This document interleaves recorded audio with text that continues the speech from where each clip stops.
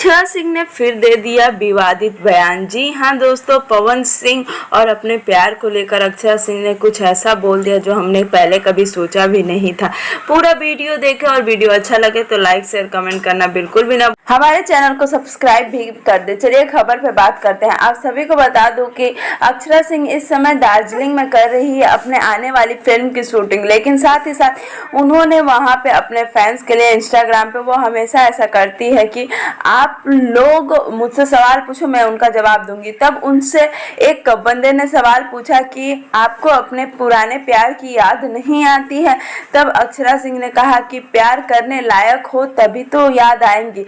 जी हाँ दोस्तों, आज भी अक्षरा के जहन में पवन सिंह और पवन सिंह और अक्षरा सिंह की वह जोड़ी आज भी भोजपुरी में मिस की जाती है। वैसे आपको बता दूं कि अक्षरा सिंह और पवन सिंह जल्द ही हमें और भी कई ऐसे जगहों पे एक साथ उनके हर बात मिलते हुए देखने को मिली है, जैसे कि वे भोजपुरी को आगे बढ़ाने के लिए भले ही एक साथ ना हो, लेकिन आज भी वे जैसे बातें करते हैं उससे तो यही लगता है कि दोनों चाहते हैं कि भोजपुरी आगे बढ़े।